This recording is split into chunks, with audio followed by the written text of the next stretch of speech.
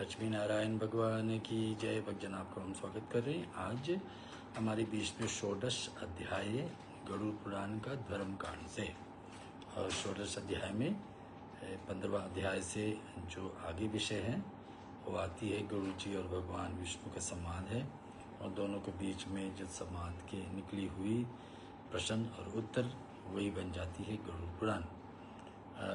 गरुड़ जी का प्रश्न पर भगवान कल हम लोग को समझाए सपिंडी क्रिया का श्राद्ध का महात्म, और अंत हुआ था कल का विषय प्रेत योनियों में जो चले गए कुछ प्रेत थे जो एक राजा को वन में अकेले देखकर उनसे प्रार्थना की कि कैसे उनको प्रेत योनि से छुटकारा पाए।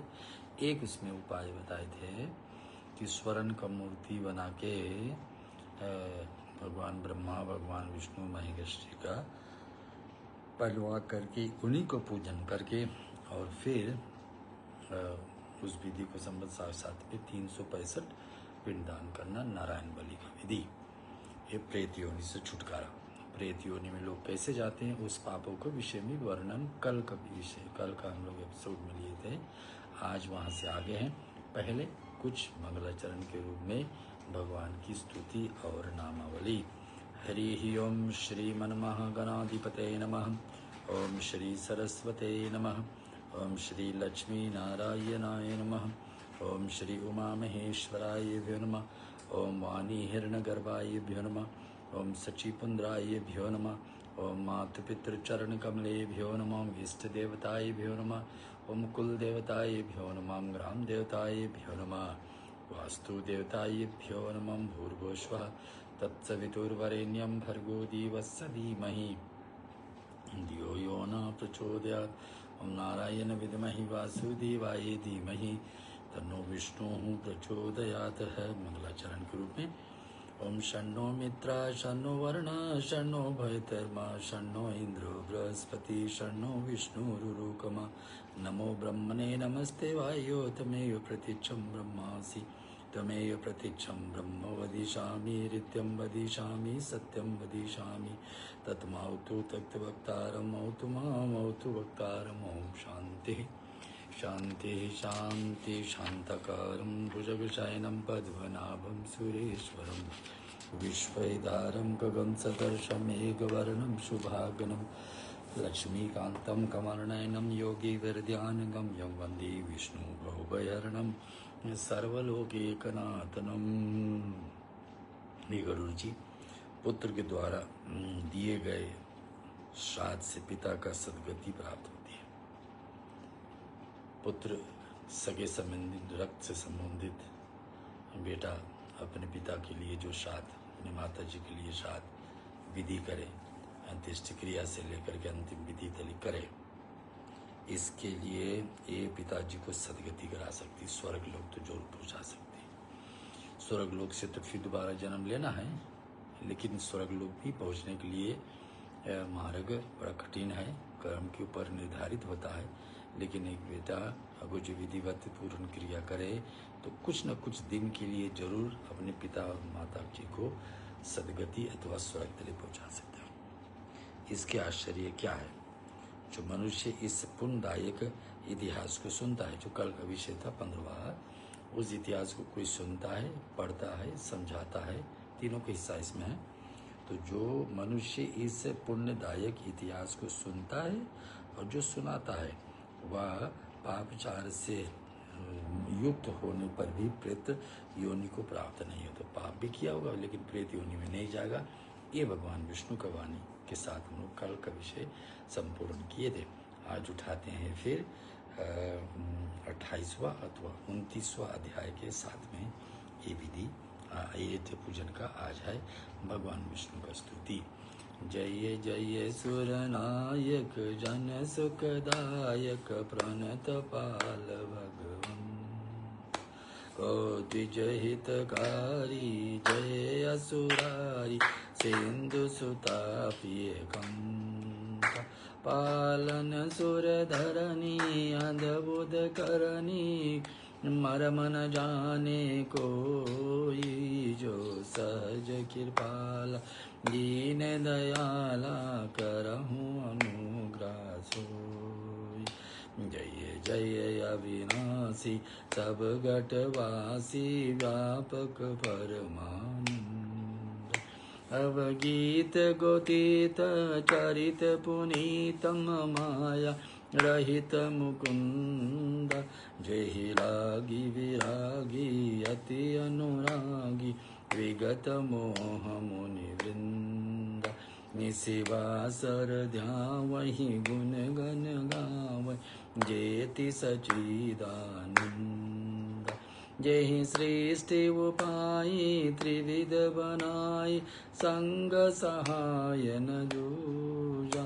जो करहु अघारी चिंत हमारी जानिए भक्ति न पूजा।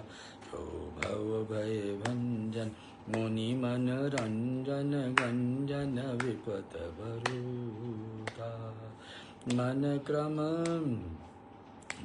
क्रम वच गानी छाणी सयानी सरन सकल सुर जूथा।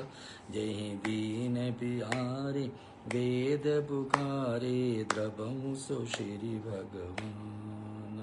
भव बारिद मंदिर सब विधि सुंदर गुण मंदिर सुख पुंज।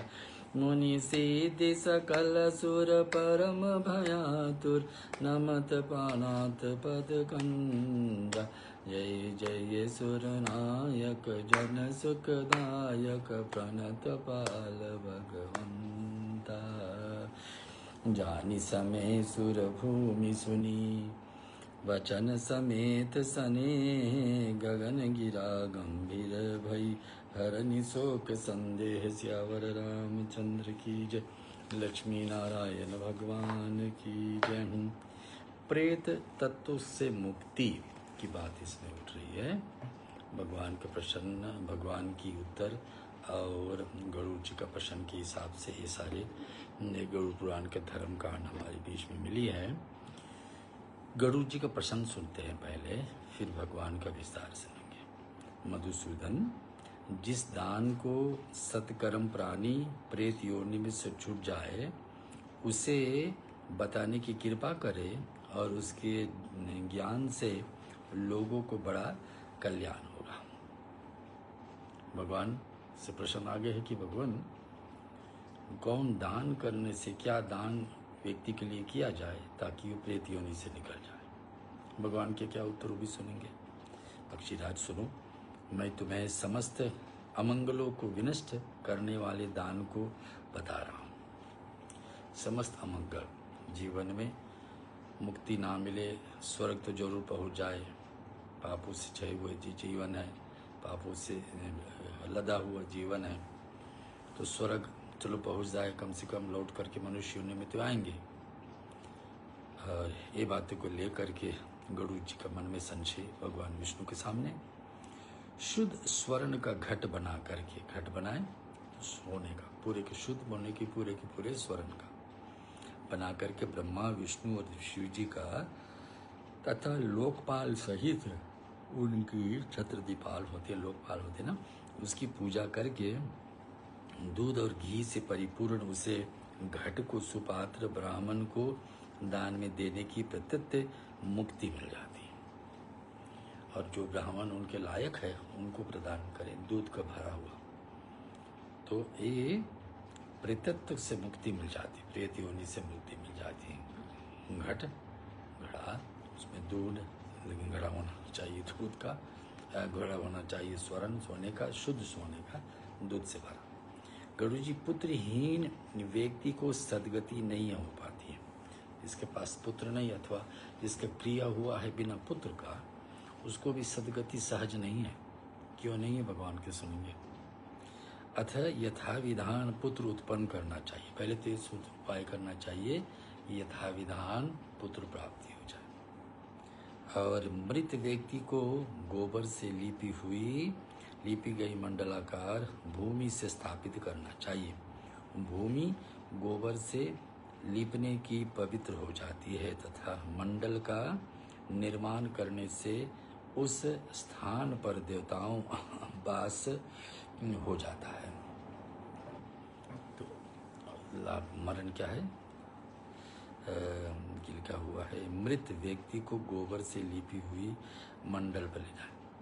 कोई व्यक्ति शरीर छोड़ने वाला है अथवा दूसरा छोड़ दिए हैं तो उसको कहाँ लेटाना चाहिए? धरती पर, और धरती पर गोबर से लिपा जाए। गोबर से लिपने के लाभ पहला क्या है? जहाँ पर गोबर से लिपा जाता वहाँ देवता आके निवास करते हैं। गौ का गोवन बेहतरीन महात्मा है। तो जहाँ देवताओं अपने यहाँ जाते हैं तो हमारे परिवार से जो लोग छूटे हैं, शरीर छोड़े हैं, माँ हो पिता हो, तो उसको तो वहाँ रहना नहीं उचित है। भूमि गोबर से लीपने पवित्र हो जाती है तथा मंडल का निर्माण करने से उस स्थान पर देवताओं का वास हो जाती है। ऐसे ही मृत व्यक्ति को नीचे तिल और कुशा बिछाने से जीव को उत्तम गति प्राप्त हो जाती है। तो शरीर छोड़ने वाले व्यक्ति को जो जमीन पर लिटाए, गोबर से लिपा जाए, कुश भी बिछा दे, जमीन पे जहाँ लेटेंगे उसी पर काले तिल भी डाल दें। तो क्या क्या? गोबर, काले तिल और कुशा। भूमि पर गोबर से लीपने से पवित्र, हाँ, ऐसे ही मृत व्यक्ति को नीचे तिल बिछा दे और कुशा बिछा दे और जीव को उत्तम गति प्राप्त होती है। दाह संस्कार का एक विधि है कि गोबर से लिपा हुआ जगह हो, जमीन पर लटाए, कुश बिछाया हो, काले तिल हो। ऐसा ही मृत व्यक्ति को नीचे तिल डाल दे। साथ ही मृत व्यक्ति को मुंह में पंचरत्न डाल से जीव को शुभ गति प्राप्त। अब व्यक्ति को मुंह में क्या? पंचरत्न, ऐसे सोना है, चांदी है, तांबा है और मोती है, ऐसे 5 रत्न डाल दीजिए मुख में। से व्यक्ति को मुंह में पंचरत्न डालने से जीव को शुभ गति प्राप्त है। तार्च तिल मेरे पसीने से उत्पन्न हुआ, भगवान विष्णु कह रहे। गोबर तो पता है गाय से गोना चाहिए। कुशा मिल जाए। कुशा तो घास है, लंबे घास होते हैं अपने हाथ के लंबी पर।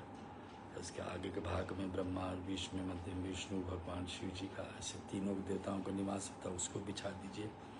और फिर तिल कहाँ से आती? भगवान बता रहे कि साथ ही मृत व्यक्ति को हिताशे तिल मेरे पसीने से उत्पन्न, इसलिए वे सदा पवित्र है, पवित्र माना जाता तिल। मम सत्यस्तमासित तिलयाशी पवित्र का।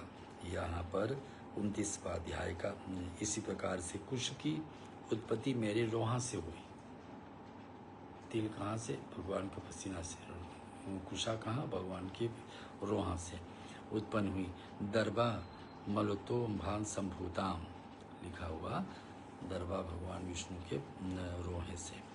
कुश युक्त भूमि अपने ही ऊपर विगमान मृत जीव को निसंदेह स्वर्ण पहुंचा देता है, स्वर्ग पहुंचा देता है।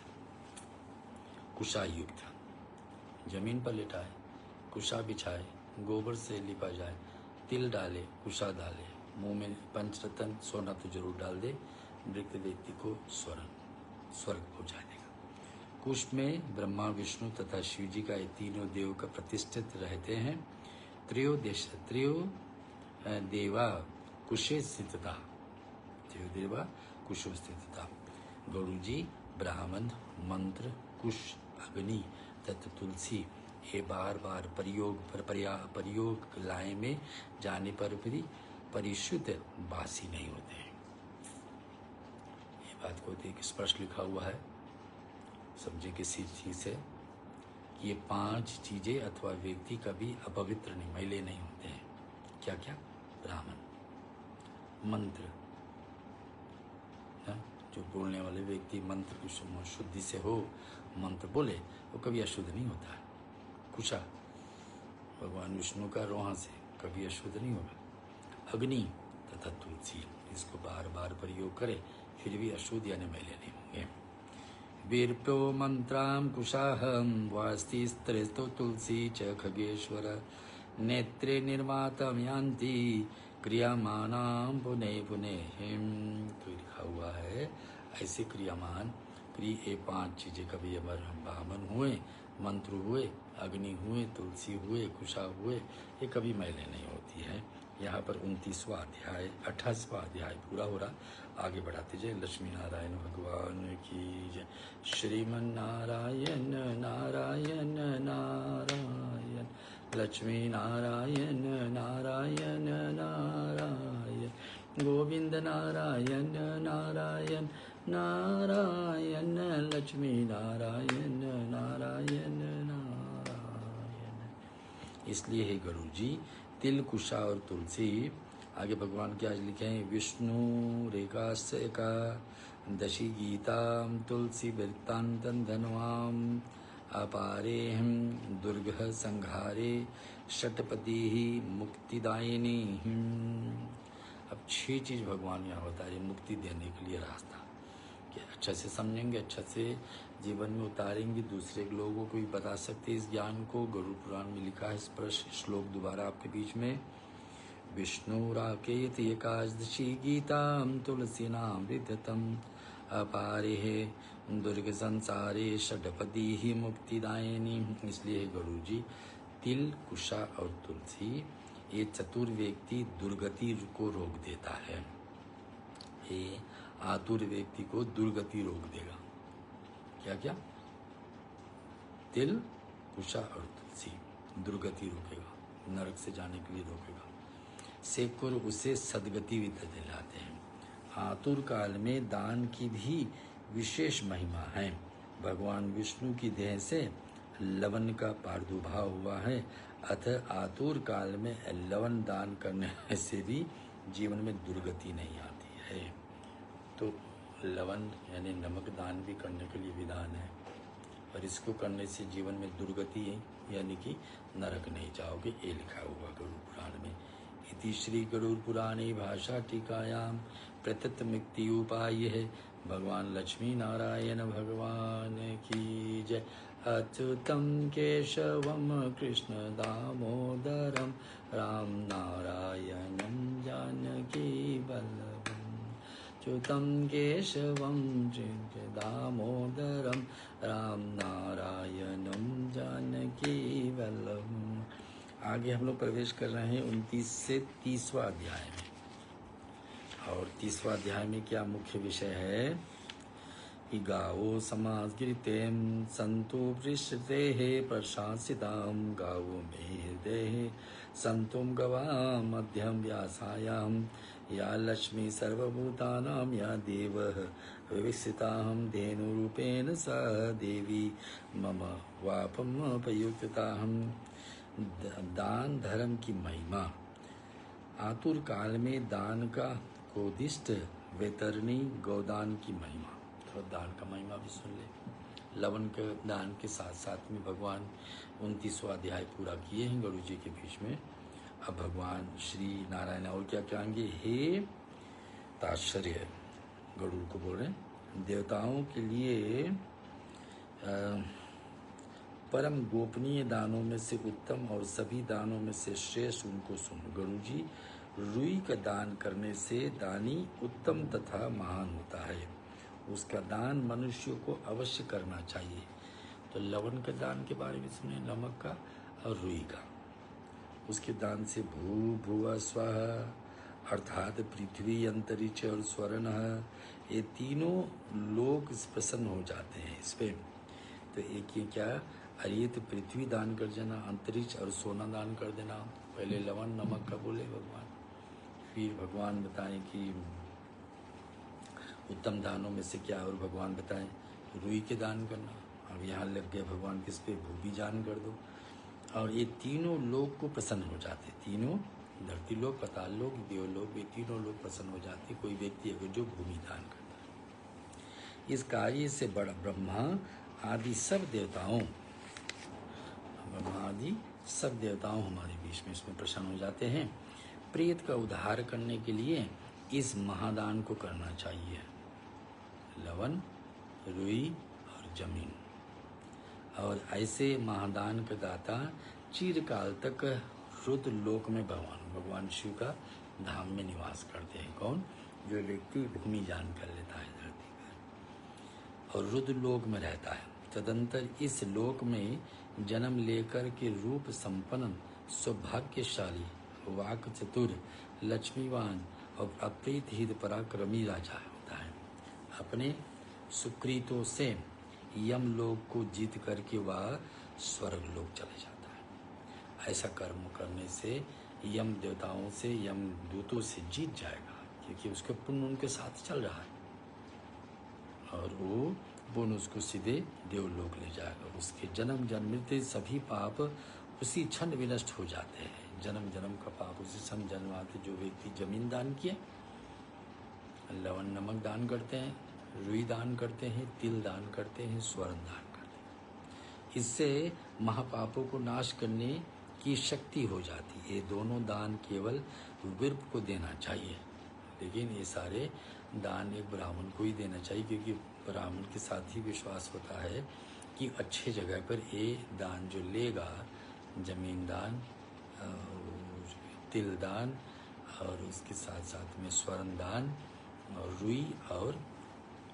लवण, ये 5 चीज़ें दान का कि उपयोग अच्छा जगह लगे, उसके जन्म जन्मित सभी पापों उसी क्षण नष्ट हो जाता है। तिल और गौ का दान भी महादान है। तिल भगवान का पसीने से ना, रोहा से क्या भगवान के तो कुशा होती है, इसमें से महापापों को नाश करने के लिए शक्ति होती है। ये दोनों दान केवल विप्र को देने चाहिए, अन्य किसी को नहीं। पोषण यज्ञ और स्त्री जाति का असंकृत वस्तु दान में से देना चाहिए। हृदय स्थान में अथवा सूर्य एवं चंद्र ग्रहण अवसर पर दिए गए दान विशेष महत्व। ग्रहण जब लग गया हो और ग्रहण चल रहा हो, उस समय जीते जी अपने हाथों से स्वर्ण, सोने, तिल, रुई, सोना हो गया, रुई हो गया, तिल हो गए और लवण हो गए और जमीन दान का संकल्प ले लो या शुभ कर ही दो। रोगों के लिए जो, हाँ तो पहले लिखा हुआ कि पुरुषान और स्त्री जाति का असंकल्पित वस्तु दान में देना चाहिए।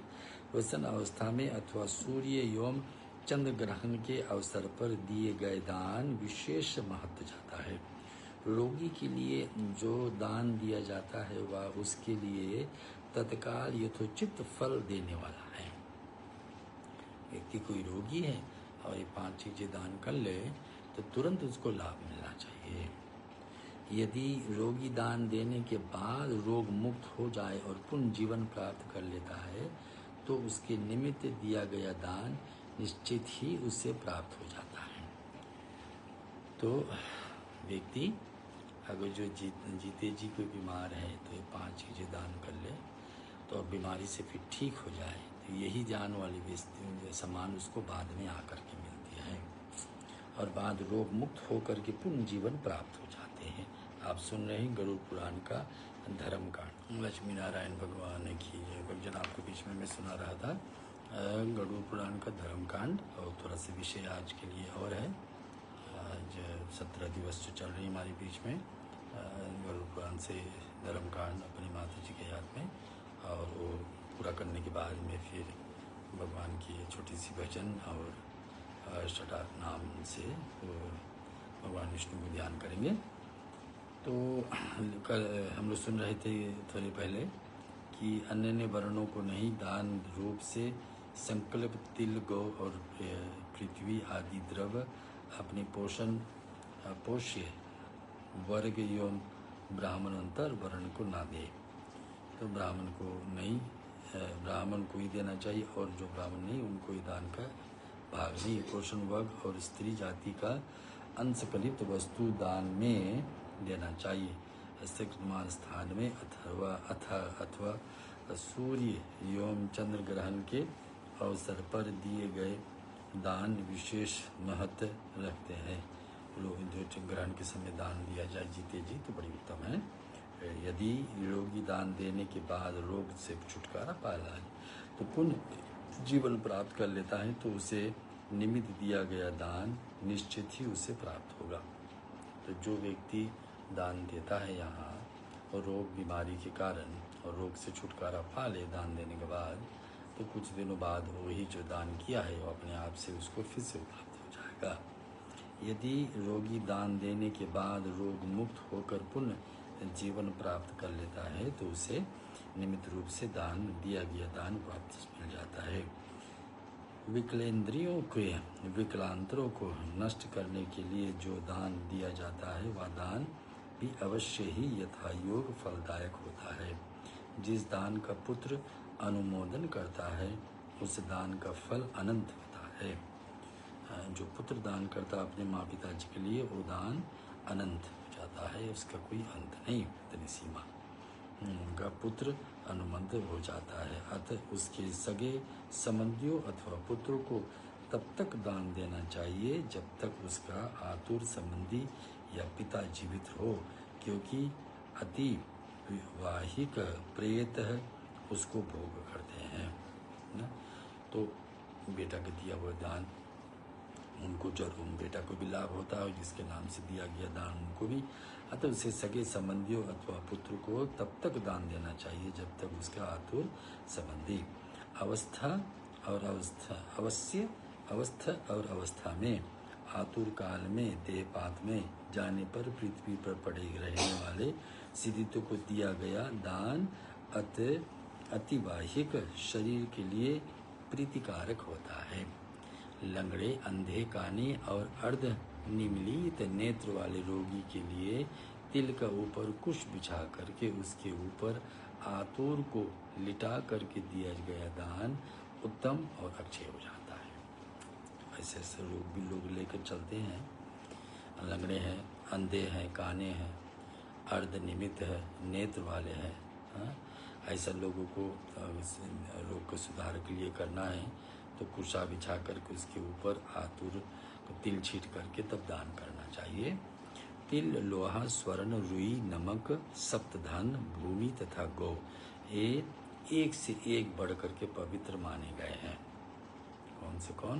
पहला दान लिखा हुआ था तिल, फिर लोहा, फिर स्वर्ण, फिर रुई, फिर नमक, फिर सप्तधान, भूमि तथा गौ ये एक से एक बढ़ करके पुण्य देने वाले हैं। गरुड़ पुराण में भगवान विष्णु बता रहे। लोहा दान यमराज और तिल का दान से धर्मराज संतुष्ट होते हैं। एक यमराज मृत्यु देता है, एक धर्मराज जो हम लोग को देख रेख करते हैं हर दिन प्रतिदिन संतुष्ट होते हैं। नमक का दान करने पर प्राणी को यमराज से भय नहीं रह जाता है, भय नहीं रह जाता।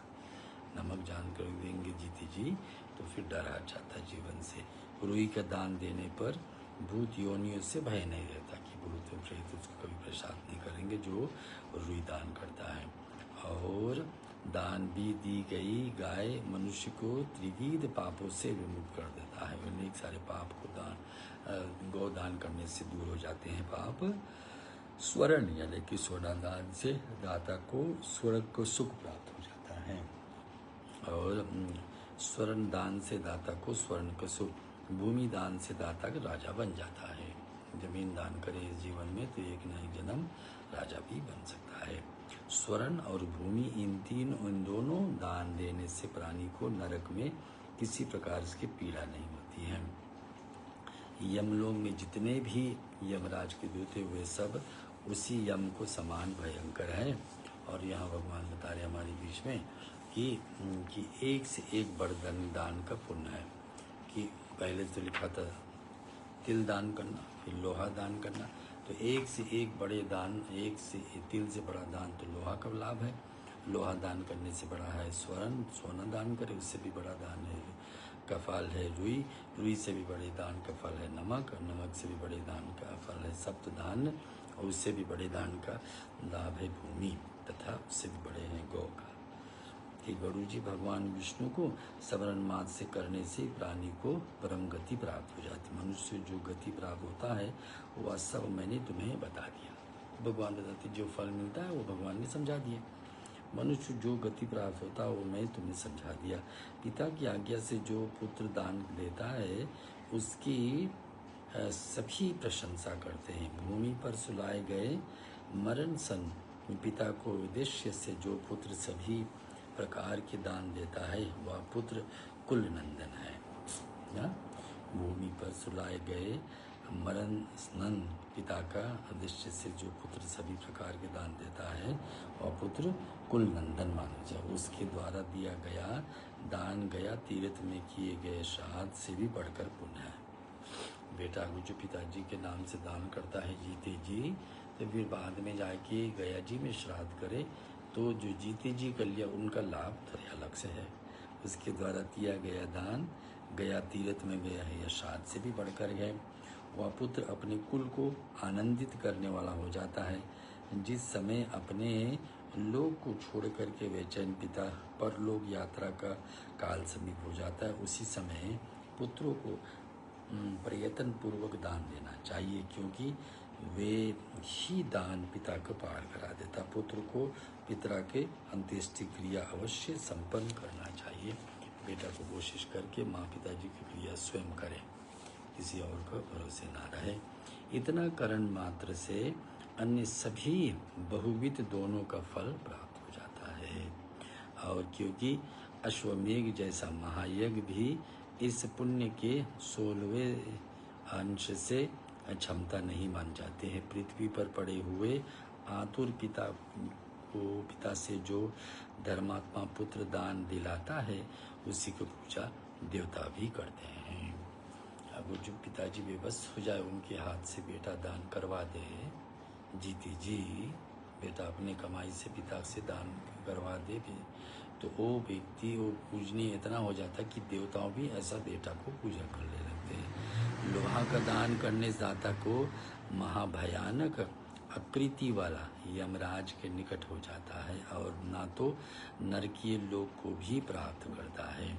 पापियों को भयभीत करने के लिए यमराज के हाथों में कुठार, मूसल, दंड, खड्ग और छुरिका रहती है। इसलिए प्राणी को चाहिए कि वह ब्राह्मण को ही लोहा दान दे। यह दान यमराज के आयुओं आधुओं को संतुष्ट करता है। लेकिन ये है गर्भस्य प्राणी शिशु युवा और वृद्ध ये जो भी है इन दानों से अपने समस्त पापों को जला देता है।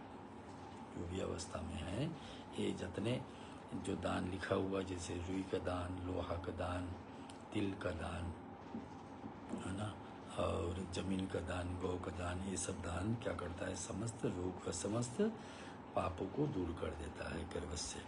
इन दोनों में से अपनी समस्त पापों को जला देता है। श्याम योम शबल वर्ण से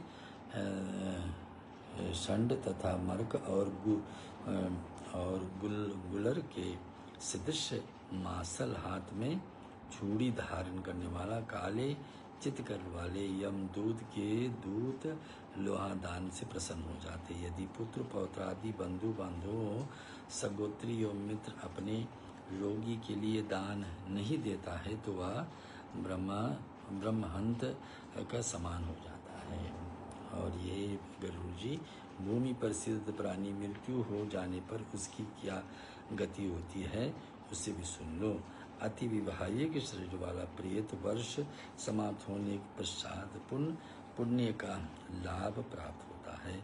इसे संसार में 3 अग्नि, 3 लोक, 3 वेद, 3 देवता, 3 काल और 3 संधियों, 3 वर्ण तथा 3 शक्तियाँ मानी जाती है। इसके विषय में कल हम आपके बीच में और चर्चा करेंगे।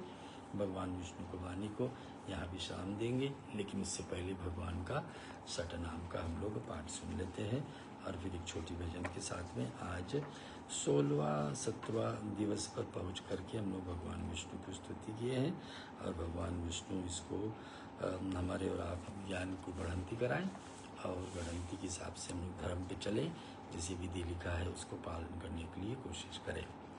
इति श्री विष्णुस्ताष्टोत्तर शतनामावलिः विष्णुवे नमः। ओम लक्ष्मीपते नमः। ओम कृष्णाय नमः। ओम श्री वैकुंठाय नमः। ओम गरुड़ध्वजाय नमः। ओम परब्रह्मणे नमः। ओम जगन्नाथाय नमः। ओम वासुदेवाय नमः। ओम त्रिविक्रमाय नमः। ओम दैत्यान्तकाय नमः। मथुराभिपेने नमः। ओम तार्क्षवाहनाय नमः। ओम सनातनाय नमः। ओम नारायणाय नमः। ओम प्रद्मनाभाय नमः। ओम हर्षिकेशाय नमः। ओम सुधाप्रदाय नमः। ओम पुंडरीकाक्षाय नमः। ओम सिद्धिकर्ते नमः। ओम भरतवनाय नमः। ओम वनमालिने नमः। ओम यज्ञरूपाय नमः। ओम चक्रवनाय नमः। ओम गदाधराय नमः। ओम उपेन्द्राय नमः। ओम केशवाय नमः। ओम हंसाय नमः। ओम समुद्रमथनाय नमः। ओम हरे नमः। ओम गोविंदाय नमः। ओम नारायणाय नमः। ओम ऋषिकेशाय नमः। ओम हरे नमः। ओम ब्रह्मजनकाय नमः।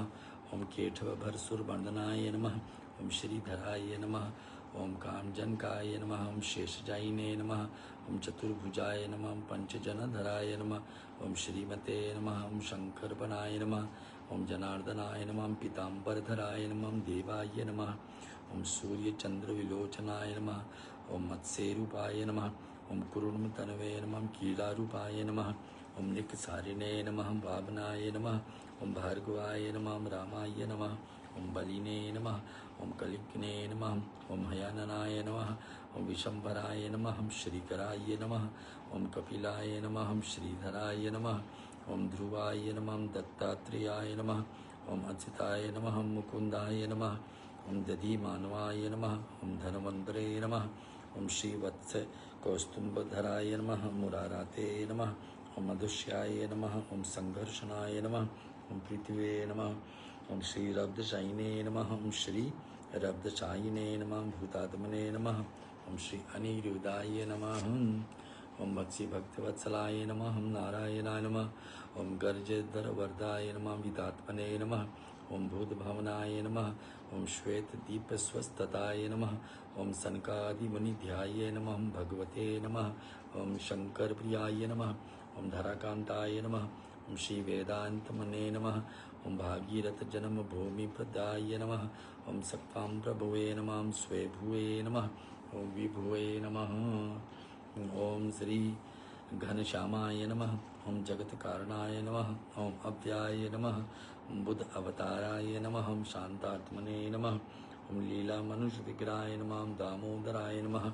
वीरांगरूपाय नमः। ओम भूतभव प्रभुवे नमः। ओम आदिदेवाय नमः। ओम देवदेवाय नमः। ओम प्रहलाद परिपालकाय नमः। ओम महाविष्णुवे नमः। जनाब के बीच में ये 17वां भाग गरुड़ पुराण का पूरा हो रहा। हम लोग आगे बढ़ाएंगे कल इस पे एक भजन के साथ में आज का विषय और ज्ञान का जो दर्शन भगवान हम लोग को दिए हैं इसको रोक रहे हैं, छोड़ रहे हैं और कल आशा रखेंगे फिर आप जुड़ जाए हमारे साथ एक भजन के साथ आज का पूरा। अधरम मधुरम वदनम मधुरम नयनन मधुरम हसितम मधुरम हृदय मधुरम गमनम मधुरम मधुराधिपतेरखिलम मधुरम वचनम मधुरम चरितम मधुरम वसनम मधुरम वलितम मधुरम चलितम मधुरम भ्रमितम मधुरम मधुराधिपतेरखिलम मधुरम वेणुर्मधुरा रेणु मधुरा पाणिर्मधुरा पादव मधुरा नित्यम मधुरम सख्यम मधुरम मधुराधिपते रखिलम मधुरम गीतम मधुरम भीतम मधुरम भोक्तम मधुरम सूक्तम मधुरम रूपम मधुरम तिलकम मधुरम मधुराधिपतेरखिलम मधुरम करणम मधुरम तरणम मधुरम हरणम मधुरम रमणम मधुरम वमितम मधुरम शमितम मधुरम मधुराधिपतेरखिलम मधुरम गुंजा मधुरा माला मधुरा यमुना मधुरा वीची मधुरा सलिलम मधुरम कमलम मधुरम मधुराधिपतेरखिलम मधुरम गोपी मधुरा लीला मधुरा युक्तम मधुरम भोक्तम मधुरम दृष्टि में मधुरम सृष्टि में मधुरम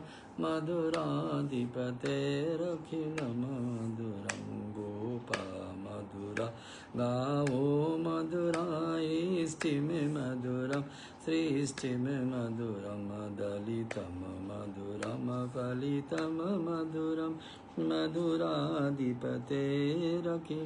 मधुरम अधरम मधुरम वदनम मधुरम नयनम मधुरम हसि तम मधुरम हृदय मधुरम गमनम मधुरम मधुराधिपतेरखिलम मधुरम। लक्ष्मी नारायण भगवान की जय। मैं जनाब के बीच में एक छोटी भजन के साथ में भगवान के मधुर वाणी को हम लोग विराम दे रहे हैं। आशा है इसमें कुछ ज्ञान की बातें आपके बीच में मिली होगी और इसको आप जीवन में उतारें। दान के विषय में दान का महिमा बहुत है। जो व्यक्ति इस दान का लायक है, जो अच्छे जगह पर आपका दिया हुआ दान को उपयोग कर सके, उसी को देना चाहिए। नहीं तो उल्टे जगह पे चला गया तो दान आपको हानि भी पहुँचाएगी। ये सब बातें को ध्यान करके आपको जीवन में करना उचित कार्य करना चाहिए। जो व्यक्ति शरीर छोड़ने वाला है उनको विषय भी में लिखा है, छोड़ दिए हैं उनके और अपने स्वयं के लिए रोग से छुटकारा पाने, उन सबको दान का नियम यहाँ लिखा हुआ है। धन्य भगवान गरुड़ जी और भगवान विष्णु जो इस ज्ञान को हमारे बीच में दिए। आज जुड़ने के लिए सभी को धन्यवाद, कोटि कोटि प्रणाम। आशा है कल आपको इस भाग में फिर सहयोग